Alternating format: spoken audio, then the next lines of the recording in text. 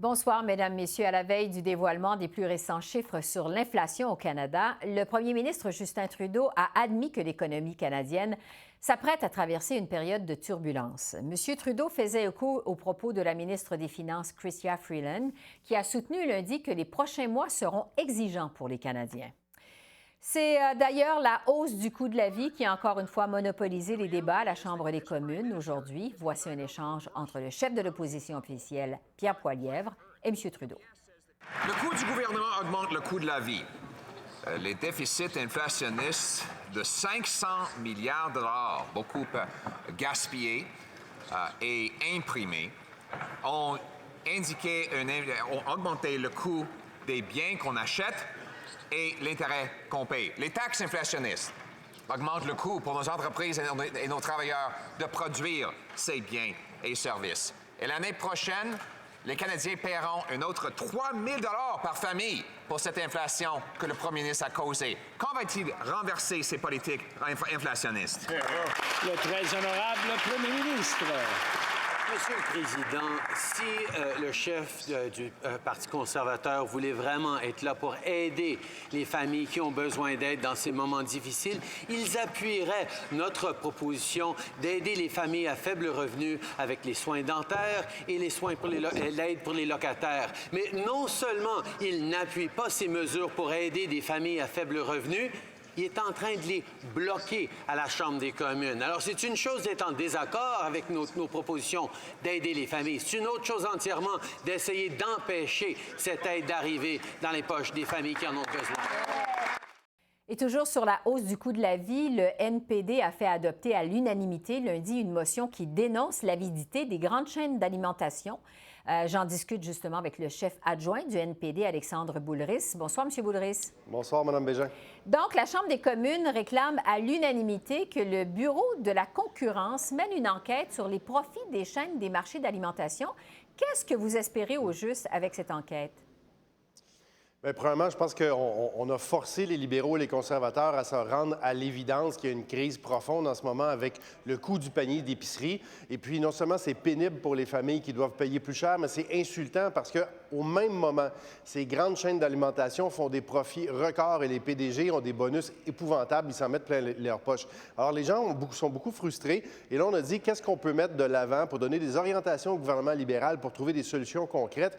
Et ça, faire une enquête avec le Bureau de la concurrence, c'est un des moyens qu'on a mis dans cette motion-là pour faire en sorte, on est capable de lever toutes les roches puis regarder est-ce qu'il n'y a pas de la collusion, est-ce qu'il n'y a pas de fixation de prix comme dans le temps avec le prix du pain. Et alors, c'est vraiment toutes les choses qu'on veut que le Bureau de la concurrence regarde. Et après cette enquête-là, s'il y a besoin peut-être de renforcer les pouvoirs et les capacités d'enquête du Bureau de la concurrence, c'est un des rares outils qu'on a pour protéger les consommateurs. Mais est-ce que vous pensez vraiment que ça va avoir un impact à la baisse sur les prix pour les Canadiens? À court terme, déjà, on a vu Loblaw qui a annoncé le gel de prix de certains produits, les produits sans nom, jusqu'au 31 janvier prochain. On pense que c'est une belle initiative de la part de cette compagnie-là qui fait des profits très importants, 22 % d'augmentation l'année dernière.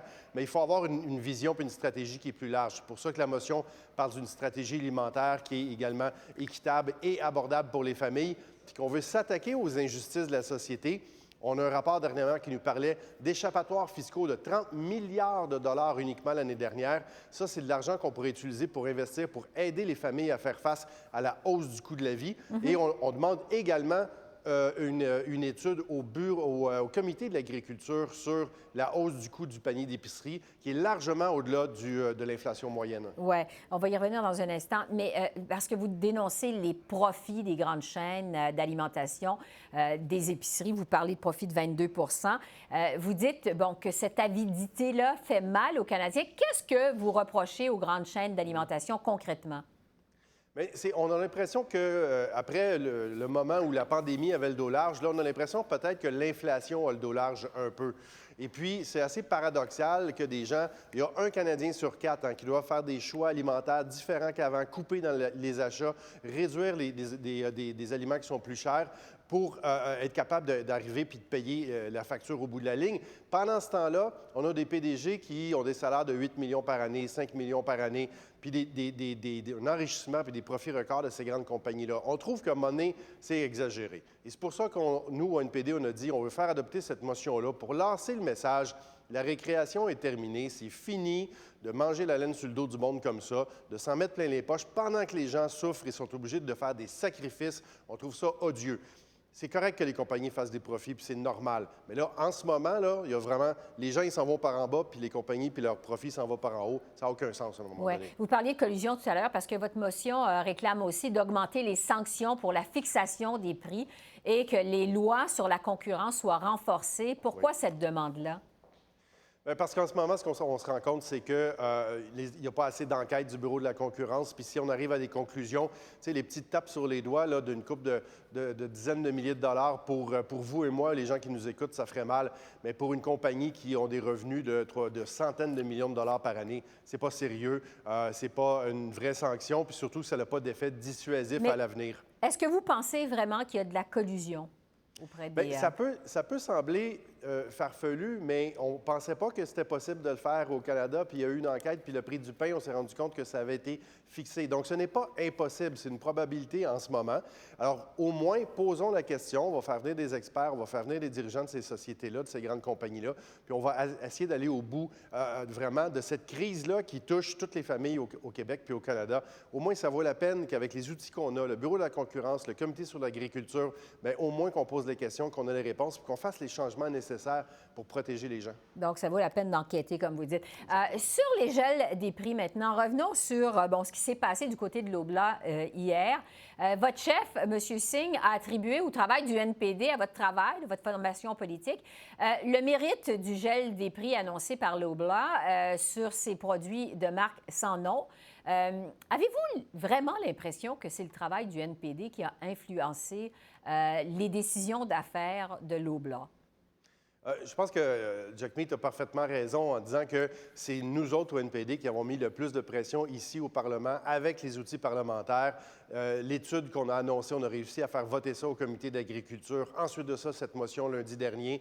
Je pense qu'on est dans les acteurs qui sont vraiment très agressifs sur ce front-là, où on demande des comptes, mais on n'est pas les seuls, évidemment. Il y a les associations de défense des droits de consommateurs, il y a la société civile, il y a les chroniqueurs, il y a vous, les journalistes. Alors, je pense que, mais ici, à la Chambre des communes, c'est vraiment le NPD qui a mené la charge pour essayer de protéger les gens qui souffrent en ce moment quand ils vont faire leur épicerie. Oui. En terminant, Alexandre Boulris, on sait que les derniers chiffres sur l'inflation vont être dévoilés demain, mercredi. On sait que le premier ministre Trudeau et la ministre des Finances, Mme Freeland, ont prévenu que l'économie canadienne s'apprête à traverser une zone de turbulence, que les prochains mois vont être exigeants pour les Canadiens. Évidemment, on imagine que ça a un impact sur le moral des Canadiens, des citoyens de votre circonscription. Qu'est-ce que vous constatez, vous, sur le terrain, dans votre comté? Bien, que les gens, oui, il y a une certaine inquiétude. Il y a une crise de logement qui se prolonge. Le coût du transport en commun est assez cher. L'épicerie, ça fait énormément. Les gens sont très, très, très en colère face à ça, puis on peut les comprendre. En même temps, on a une pénurie de main-d'œuvre. Alors, ça va être un scénario intéressant de voir comment une récession pourrait arriver en période de pénurie de main-d'œuvre. Alors, je pense qu'on doit s'attaquer globalement à ce problème-là, avoir une immigration qui est plus massive, peut-être plus ciblée, où on est capable de faire venir des gens pour être capable de répondre aux besoins de nos entreprises. Il y a beaucoup de choses qu'on peut faire et qu'on doit faire rapidement pour faire face au mois à venir avec cette espèce de drôle de mélange d'inflation, pénurie de main-d'œuvre et peut-être de récession au bout du nez. Oui. Alexandre Boulris, chef adjoint du NPD, merci beaucoup. Merci. Merci, Mme Bégin. Bonne soirée. Et je poursuis sur le dossier de l'inflation et du coût des aliments à l'épicerie avec Sylvain Charlebois, qui est directeur du laboratoire en sciences analytiques agroalimentaires de l'Université Dalhousie à Halifax. Bonsoir, M. Charlebois. Bonsoir. Le NPD dénonce ce qu'il qualifie de profit scandaleux des grandes compagnies d'alimentation. La Chambre des communes a réclamé lundi à l'unanimité que le Bureau de la concurrence mène une enquête sur les profits des chaînes des marchés d'alimentation. Je vous demanderai d'abord, donc, est-ce que ces profits des grandes chaînes d'épicerie, ils ont effectivement explosé? Il a augmenté, mais je dirais pas explosé. Quand on évalue les états financiers des 5 dernières années des grandes chaînes, là, notamment Empire, Sobeys, Metro et Loblaws, on s'aperçoit que les marges sont à peu près les mêmes depuis 5 ans, 2 à 4 à peu près, là. Mais les sommes d'argent, c'est certain qu'ils ont augmenté. Donc, quand on parle de profit record, il faut nuancer les choses un petit peu. Autrement dit, avec les revenus qui augmentent et les dépenses qui augmentent, un 2 en 2022 ne ressemble pas nécessairement à un 2 en 2017. Donc, c'est pour ça que c'est important de nuancer les choses quand on parle de profitabilité, quand on parle de performance financière des entreprises. Parce que les profits, comme vous le dites, sont pas aussi importants qu'on le pense, peut-être. N'empêche, l'inflation a des effets sur le panier d'épicerie des Canadiens. Les prix du beurre, du lait, ça a monté de façon substantielle. Quel est le portrait de la situation au moment où on se parle? Ben, en fait, on va le savoir, on va en savoir plus demain parce que demain, c'est la journée de l'IPC chez Mhm. Statistique Canada. Ça fait 13 mois d'affilée maintenant que le taux d'inflation alimentaire dépasse le taux d'inflation général. Nous, on s'attend à ce que septembre soit un 14e mois consécutif, malheureusement. Mais le taux d'inflation va commencer à diminuer, là. Les coûts de transport, différents coûts là, diminuent de plus en plus. Les conditions de marché sont beaucoup plus prévisibles qu'auparavant. Alors, on rassure les différentes entreprises et les entreprises sont en position de mieux gérer les choses comparativement à il y a 6 mois, là. Oui, c'est un peu plus rassurant que ce que nous disait la ministre Freeland hier. Je veux vous entendre, M. Charlebois, sur les gels des prix maintenant, parce que Jack Ouais. Meeting a attribué à sa formation, le NPD, le mérite du gel des prix qui ont été annoncés par Loblaws sur ses produits de marque sans nom. Je le rappelle brièvement, Loblaws, qui est une entreprise qui compte 200 épiceries Maxi et Provigo au Québec, a annoncé donc lundi qu'elle gèlerait le prix de ses produits, et ce jusqu'au 31 janvier 2023. À prime abord, ça semble être une bonne nouvelle pour les consommateurs. Est-ce que c'est le cas? Ben, c'est pas une mauvaise nouvelle en soi. Je pense que c'est une nouvelle qui va offrir de l'aide à certains consommateurs qui ont besoin d'aide, là. Selon nos données, il y a environ 22 à 25 des Canadiens qui sont lourdement affectés par le taux d'inflation alimentaire qui est très élevé depuis un certain temps. Alors, c'est certain que pour eux, cette tranquillité d'esprit d'arriver à une place où on peut s'attendre à certains prix, parce que depuis une dizaine de mois, là, je pense que tout le monde a eu un choc là, à l'épicerie d'une façon ou d'une autre. Dans le fond, Loblaws offre une immunité envers ces chocs-là pour un certain temps jusqu'à la fin de janvier. Et ça inclut les fêtes en plus. Et le mois de décembre représente à peu près 20 des ventes annuelles de chez Loblaws. Donc, c'est pas rien. On parle de 1500 produits aussi, ce qui est la campagne la plus importante en termes de gel de prix. Là, la campagne la plus importante que je connais à l'extérieur du Canada, c'est en France avec Carrefour, avec 300. Donc, on parle d'un panier d'épicerie assez important Oui, ici, là. c'est assez majeur, comme vous le dites. Est-ce que ce gel des prix, ça pourrait lancer une guerre des prix, selon vous? Je penserais pas. Je penserais pas parce que, bon, d'abord, ce que Loblaws a fait hier, c'est probablement la seule bannière qui est capable de faire la même chose parce qu'on parle de marque privée. Et Loblaws contrôle très bien son écosystème de marque privée. Il y a choix du président et il y a sans nom. Et les deux, en fait, dans les deux cas, on maîtrise bien le fonctionnement de la chaîne d'approvisionnement. On peut s'asseoir avec ces manufacturiers. Et pour ces manufacturiers-là, là, il n'y a probablement qu'un seul client, c'est Loblaws. Donc, on peut négocier des bons prix, négocier des conditions favorables à Loblaws pour justement supporter une campagne de gel de prix. Tandis que Sobeys et Metro, par exemple, n'ont pas la capacité de faire la même chose, pas du tout, là. Bon, puisque vous parlez de métro, je veux vous entendre sur la réponse de cette démarche de Loblaws, parce que la compagnie Métro, qui est un compétiteur à Loblaws, a répondu que de toute façon, entre le 1er novembre et le 1er février, les fournisseurs et les supermarchés conviennent de façon générale qu'il n'y aura pas de hausse sur le prix, des prix sur l'ensemble des produits et des marques. Et vous avez réagi très fortement à cette déclaration. Pourquoi au juste? Ben, c'est que en lisant le mot, le message de Métro, c'est comme si l'industrie travaillait ensemble, coordonnait certains prix au détail de façon délibérée à chaque année. Et c'est ce qu'on appelle de la Oui, collusion, exact. finalement. Mhm. Donc, moi, à mon avis, chez Métro, on y est allé d'une façon extrêmement cavalière. D'ailleurs, j'ai parlé avec les gens de Métro ce matin. On m'a expliqué un peu ce qui s'est passé, mais le mot, le message comme tel a été mal écrit finalement et on s'est révisé chez Métro. On vient tout juste d'envoyer un autre message cet après-midi, là, justement rectifiant le tir en expliquant un peu plus quelles sont les pratiques de l'industrie. Mhm. Donc, on a mêlé en fait prix au sein de la chaîne versus prix au détail. Oui. En amont de la chaîne, les entreprises peuvent faire ce qu'ils veulent, là. Les ententes sont privées. Mais si on change de façon libérée les conditions de marché qui affectent le consommateur, c'est certain que le Bureau de la concurrence va avoir un problème avec ça. Oui, c'est ça, parce que plusieurs pensent qu'il y a de la collusion, effectivement, dans la fixation des prix. Ben, c'est ça, D'ailleurs, exactement. oui, la motion du NPD réclamait aussi d'augmenter les sanctions pour la fixation des prix et que les lois sur la concurrence soient renforcées à cet égard. Qu'est-ce que vous en pensez, vous? Est-ce qu'effectivement, il y a de la collusion, comme plusieurs le pensent, dans les chaînes d'épicerie? Ouais, ben, il y a 5 ans, on m'a posé la même question, souvent pour ce qui est du pain. J'avais toujours dit non.